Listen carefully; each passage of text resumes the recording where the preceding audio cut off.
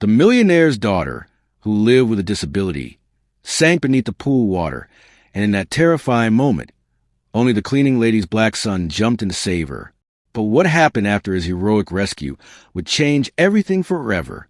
Tiago Santos' dive into the sparkling pool at the Whitmore mansion sounded like an explosion in the tense silence of that Saturday afternoon.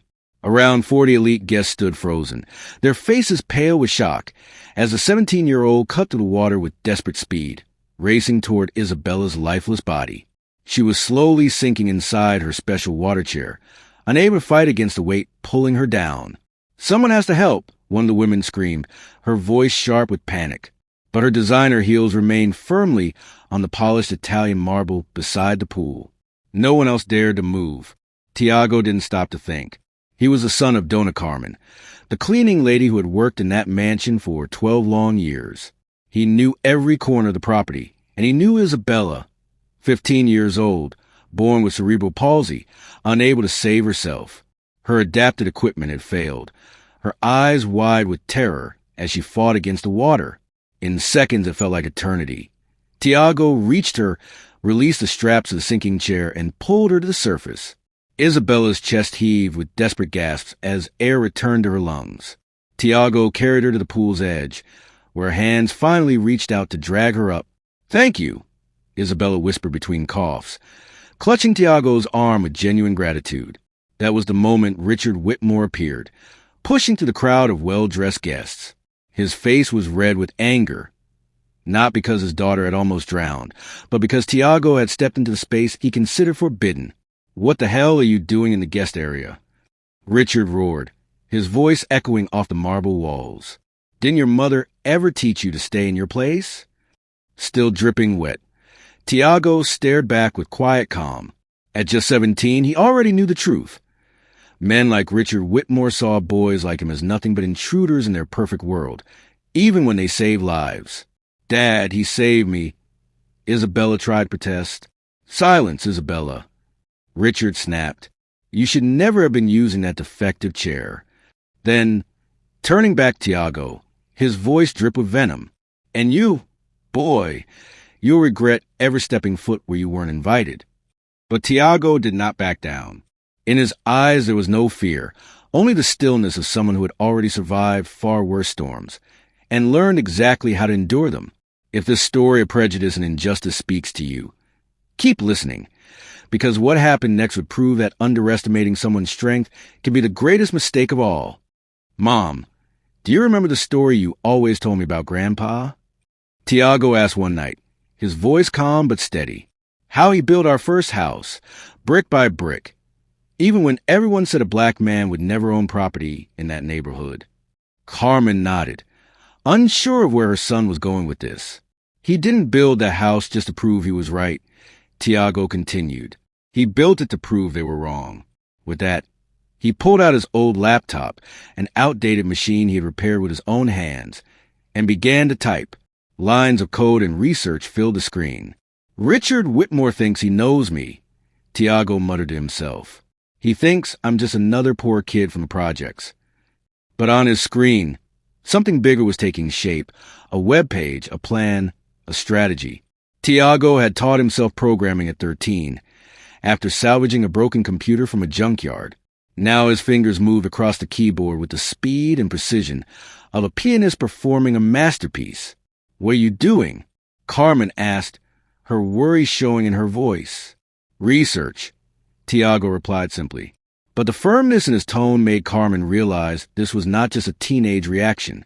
This was the beginning of something far greater. Over the next few days, while Richard Whitmore gloated about driving the Santos family out of his mansion, Tiago buried himself in a sea of information. Public records, business filings, political donations, government contracts. He searched everything. One document led to another, each connection forming a clearer picture. Tiago Santos, just 17 years old, son of a cleaning lady, fatherless, living in a rented house on the edge of town, was preparing to teach the powerful Richard Whitmore a lesson he would never forget. Because the greatest mistake a man like Richard could make was underestimating the intelligence of someone with everything to gain and nothing to lose. Each new discovery lit a fire in Tiago's eyes. Carmen had seen that look before, the same spark he had as a boy when he took apart broken electronics just to see how they worked, or when he figured out puzzles no one else could solve. But this time, the gleam was sharper, stronger. It frightened her, even as it filled her with pride. Within a week of being humiliated and cast out, Tiago had turned their small kitchen into a command center. 3 old laptops from the junkyard now glowed late into the night, their screens filled with files, databases, and maps of connections. He worked with the focus of a detective and the patience of a strategist. "Son, it's 3 a.m, Carmen whispered one night, stepping into the kitchen in her robe. "You need to sleep." 15 more minutes, Mom," Tiago replied, not even lifting his eyes from the screens. "I'm almost done with something important." What Carmen didn't know was that her son had uncovered troubling truths. Behind Richard Whitmore's image as a respected real estate mogul lay a history of hidden labor lawsuits, shady government contracts, and shell companies designed to bury money. It was the kind of evidence that could make a federal prosecutor drool. At school, Tiago found an unexpected ally. Professor Janet Morrison, once an investigative journalist who had exposed a major political scandal, noticed when Tiago began asking sharp, complex questions about corporate law and journalistic ethics. "You're investigating someone, aren't you?" she asked after class, recognizing the signs immediately. Tiago hesitated, but finally nodded. "Yes, ma'am. The man who fired my mother unfairly." Janet didn't smile with pity. She smiled with respect. "Show me what you found." When Tiago shared his research, Janet was stunned. In just 1 week, he had compiled evidence that would take a professional journalist months to gather. "You have a gift," she admitted, "but you'll need legal guidance. If you make one wrong move, it could hurt the entire case." Meanwhile, Richard Whitmore carried on his campaign of cruelty with the arrogance of a man who thought he was untouchable. He even hired a security firm to watch the Santos family, convinced they might try some desperate act of revenge. People like them are predictable. Richard sneered over the phone to his lawyer. They'll try to sue for wrongful dismissal or make a fuss online. Nothing a few thousand in legal fees can't crush. But Richard had no idea his own security system was his greatest weakness. His surveillance cameras, which he had proudly linked his phone for remote access, contained a loophole that someone like Tiago could exploit. At the mansion, Isabella found her own way to resist. Trapped in her gilded prison under constant watch, she begged her nurse, Rosa, for help. Rosa, moved by compassion, finally handed over her personal phone in secret. "I need to talk to Tiago," Isabella pleaded. "Just 5 minutes." When they finally spoke, Isabella whispered valuable information Tiago had not been able to find online. "My father has a secret office in the basement," she said urgently. "He goes there every night with people I don't recognize. And there's a safe hidden behind my grandfather's portrait." Tiago's mind lit up, connecting this piece to the puzzle he had been building. The final picture was becoming clearer, and it would devastate Richard Whitmore. Through Professor Janet, Tiago was introduced to Marcus Chun, a civil rights lawyer known for taking cases of social injustice pro bono. Marcus was stunned by what the boy had uncovered. "You're 17 years old and already compiling better evidence than some lawyers," Marcus said during their first meeting. "But we must be careful. Men like Whitmore have the power to destroy entire families if they feel cornered." "Professor Chun," Tiago replied calmly, his voice steady with a quiet confidence, "they can only destroy what you let them see. And I've been very careful about what I show." For the next 2 weeks, while Richard celebrated what he thought was his victory, Tiago worked 18-hour days sharpening his plan. Every insult, every cruel order, every arrogant word Richard spoke was carefully noted and filed away. Carmen watched him with mixed emotions. Her son, always mature beyond his years, now carried himself with the discipline of a seasoned strategist. His sleepless nights weren't wasted on games or social media. They were spent building something far more powerful. One morning, as Tiago finally closed his laptop and stretched his tired arms, he looked at his mother. "Mom, do you remember that story about Grandpa building our first house, brick by brick?" "Of course, son," Carmen said softly. Tiago smiled faintly. He didn't just prove he was right. He proved they were wrong. He built something that lasted for generations, Tiago said softly, his eyes glowing. For the first time in weeks, Carmen saw a real smile spread across her son's face.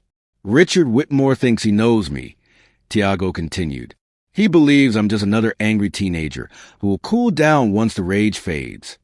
Carmen shivered, but it wasn't fear, it was anticipation. What he doesn't understand, Tiago said firmly, opening a folder on his laptop filled with months of careful research, is that I'm not just planning revenge. I'm building a legacy. And when I'm finished, the whole city will know exactly who Richard Whitmore really is. As the morning light spilled across his determined face, Carmen realized she was witnessing something extraordinary. Out of Richard Whitmore's cruelty, an unstoppable force had been born. Not powered by anger, but by a relentless hunger for justice that would change everything. Monday morning started like any other for Richard, until chaos struck.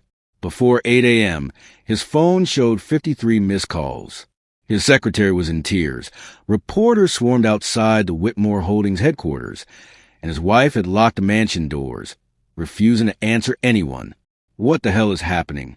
Richard barked at his lawyer, Harrison Wells, who rushed into his office looking pale as death. Richard, we need to talk. Now. Wells shut the door and activated the soundproofing system, something reserved for the worst crises. Someone leaked everything, he said gravely, and I mean everything. Dozens of news sites were already live. The Herald Tribune reported, real estate mogul used shell companies to launder millions. The Financial Times exposed, fraudulent government contracts funneled taxpayer money to Whitmore. But a headline in the Washington Post nearly made Richard collapse in his chair. Secret recordings reveal plans to silence witnesses. That's impossible, Richard whispered, his hands trembling as he scrolled. No one had access to that information. My office is secure, my calls encrypted. Richard, Wells interrupted, pointing at the article. They don't just have documents. They have recordings from your private basement office. Conversations where you talk about how to deal with the Santos problem. Richard's blood froze. Those meetings were his deepest secret. Not even his wife knew about that office. Who could have done this, he stammered. The answer came moments later. An email appeared in his inbox, sent him directly from an address that mocked him. InvestigateCotoWhitmore@gmail.com. The message was signed simply, T.S. Mr. Whitmore, for the last 6 weeks, I have carefully documented your crimes through public records, security vulnerabilities you left open, and testimonies from those you underestimated. Your shell companies, exposed. Your fraudulent contracts, uncovered. Your threats against my family, recorded. Your neglect of Isabella, filmed. You said people like me are predictable. You were right. I predicted exactly how you would react once your arrogance was revealed. Here's the difference between us. You use power to destroy lives. I use intelligence to protect them. And now the authorities have everything they need. P.S. Your bank accounts were frozen 20 minutes ago. Sincerely, Tiago Santos, the boy you underestimated. Richard read the email over and over, his mind refusing to accept reality. A 17-year-old boy had just dismantled the empire he had spent decades building. This can't be real, he muttered, sweat dripping from his forehead as he frantically tried to log into his accounts. Access denied. Every single one. Richard, there's more, Wells whispered. They got video of you threatening the Santos family the day you fired them. It's everywhere. In truth, there had never been a hidden camera. Isabella, using Rose's phone, had secretly left the line open during Richard's rant, allowing Tiago to record everything. But Richard didn't need to know that detail. Then his phone rang. It was the FBI. Mr. Whitmore, this is Special Agent Victoria Torres. We have warrants to search your homes and offices. We request your immediate presence to answer charges of money laundering, tax fraud, and witness intimidation. Richard's face drained of color. Before he could respond, Wells muttered, They're already at the mansion. Social Services is interviewing Isabella right now for parental neglect and emotional abuse. The irony was bitter. Richard had spent weeks boasting about putting the Santos family in their place. He never imagined every cruel word, every arrogant act, would become the evidence that brought him down. Across town, Tiago sat in their small apartment, watching the news unfold. Carmen cried, not out of grief, but pride. "Son, how did you do this?" she asked, still in disbelief. "Mom," Tiago said softly, "you always told me education is the one thing nobody can take away." Richard Whitmore forgot that intelligence has no color, no social class, no zip code. He only saw a poor black kid. He didn't see the programmer, the strategist, the person who learned to turn every obstacle into fuel. The phone rang again. It was Professor Janet. "Tiago, 3 universities have already contacted me. Harvard, MIT, and Stanford. They all want to meet you after hearing about your work." An hour later, Marcus Chun arrived with official papers. Isabella's family had petitioned for Tiago to become her educational guardian while she remained under state protection. Carmen looked at her son, her heart swelling with both fear and pride. The boy she had raised to survive injustice had become something more, an unstoppable force of justice, ready to build a legacy stronger than any empire Richard Whitmore had ever dreamed of. She had specifically asked to continue studying with him. At that moment, as sirens wailed across the city and raced toward Whitmore's empire, Tiago smiled with the calmness of someone who had proven a deeper truth. Strength was never about money or inherited privilege. It was about turning injustice into opportunity, humiliation into fuel, and contempt into determination. Richard Whitmore had tried to crush a family out of arrogance and prejudice. In the end, he became the lesson, a reminder that intelligence, when guided by purpose, can tear down entire empires built on rotten foundations. The tycoon who woke that morning believing he controlled destinies now faced a reality that his own had been sealed by the very boy he dismissed as just another troubled kid. 6 months later, Tiago Santos' life seemed almost like a movie. The teenager once humiliated and thrown out of a mansion now walked the halls of Harvard University. He held a full scholarship in computer science and digital law, a double degree created especially for him after 3 universities competed to enroll him. "Mom, look at this," Tiago said during lunch in the university cafeteria, showing Carmen his phone. The headline on the Boston Herald read, "Former tycoon Richard Whitmore sentenced to 215 years in prison for money laundering and witness intimidation." Carmen smiled, though her pride went far beyond Whitmore's downfall. "Do you remember when you were 8 and you took apart that old radio I brought home from work?" she asked. Tiago laughed. "Sure. You got mad because you thought I broke it." "I was mad because I didn't understand," Carmen admitted. "But even then, I think I knew. You saw what others couldn't." By then, Tiago's story had already become a national phenomenon. Documentaries, interviews, and even a book told how a teenager from the slums had brought down an empire of prejudice and corruption with nothing but intelligence, determination, and an internet connection. Universities taught the Santos case in classes on ethics, journalism, and social justice. Isabella, now living with a carefully chosen adoptive family, still studied with Tiago through video chats. At 16, she had become an eloquent activist for disability rights, using her own story to reveal how prejudice exists even in privileged households. "Tiago taught me that being underestimated can be our greatest advantage," she said in a school speech. "While people are busy putting you down, you can be building something they never expected." Meanwhile, on the other side of the country, Richard Whitmore sat in a federal penitentiary. His accounts were frozen, his mansions auctioned, his reputation erased. Former friends refused to speak his name, and his wife divorced him before the trial had even ended. Guards later found an unsent letter where he confessed, "I completely underestimated that boy. I thought money and power could crush him. I never imagined he would use my own arrogance to build my destruction, brick by brick." The irony was merciless. The man who had spent his life belittling others for their color or class now shared a cell with the very people he once despised. And, unlike him, they treated him with the basic dignity he had never offered anyone. Marcus Chun, the lawyer who had mentored Tiago, launched the Santos Chun Institute for Digital Justice, fueled by donations pouring in after the story went viral. Tiago proved that in the digital age, Truth can travel faster than lies, Chun explained. Professor Janet Morrison, who first recognized Tiago's investigative potential, began teaching a new course titled Citizen Journalism and Social Responsibility. My students now know, she said, that anyone, regardless of age or background, can be an agent of change. 3 years later, Tiago stood at Harvard's graduation as magna cum laude and was chosen as the class speaker. In front of thousands, with Carmen sitting proudly in the front row, he shared the lesson that had shaped his life. When Richard Whitmore told me I didn't know my place, he was right, just not in the way he thought. My place was never defined by where I was born, the color of my skin, or my mother's profession. My place is defined by my ability to turn injustice into fuel for something greater. True revenge isn't destroying those who hurt you.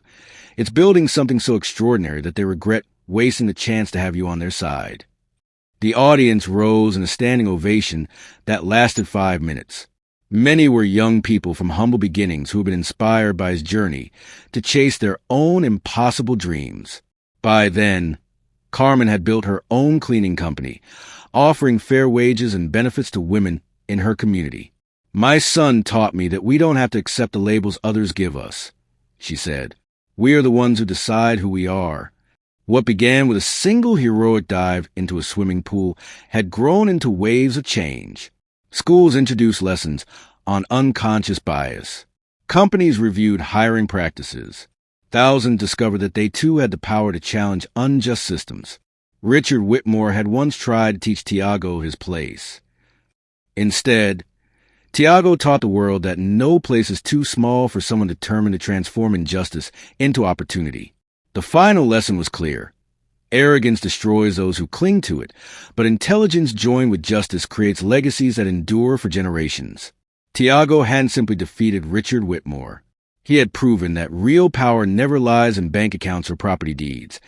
It lies in the ability to see potential where others see only prejudice. And if you too believe that the best revenge is success your enemies can't imagine, remember this: justice, when guided by intelligence, will always find its way.